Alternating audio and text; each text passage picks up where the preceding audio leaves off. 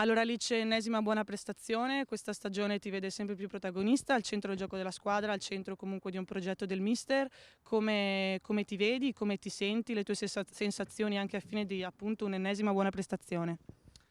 E col mister mi trovo molto bene, infatti sono contenta di essere al centro del suo progetto e le gare positive sono anche frutto del lavoro che facciamo in allenamento. E niente, ringrazio la mia squadra perché è grazie soprattutto a loro se io riesco ad esprimermi al meglio in campo.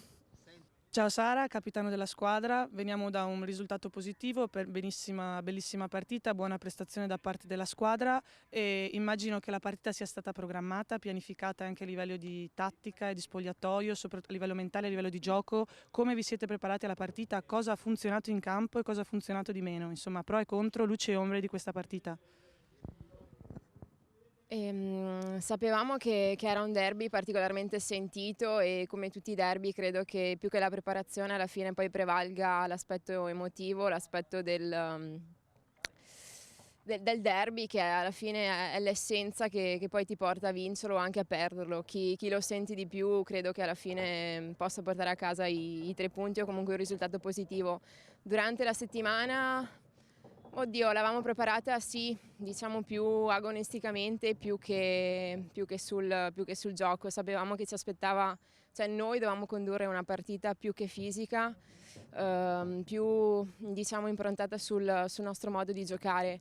Avevamo avuto modo di dare un'occhiata alle ore, cioè alle loro ultime partite, al loro ultimo gioco, soprattutto quello avuto a Trento e soprattutto dopo la vittoria che avevano avuto a Trento, e abbiamo cercato di trarre degli spunti per poi mettere in campo una formazione che potesse contenere il loro gioco, insomma il loro centrocampo, il loro attacco, che è di tutto rispetto. E diciamo che oggi ha prevalso la voglia di vincere più che la preparazione avuta durante la settimana. E risultato positivo, ennesimo risultato positivo, il Padova viene da un filotto di partite con risultati positivi, si piazza quindi sempre più in alto in classifica, l'obiettivo dichiarato a inizio stagione era la salvezza, viste le buone prestazioni e visti i risultati, l'obiettivo è cambiato, come il Padova si approccia a questo Natale, a queste feste natalizie, visto il trend positivo che sta portando avanti da un po'.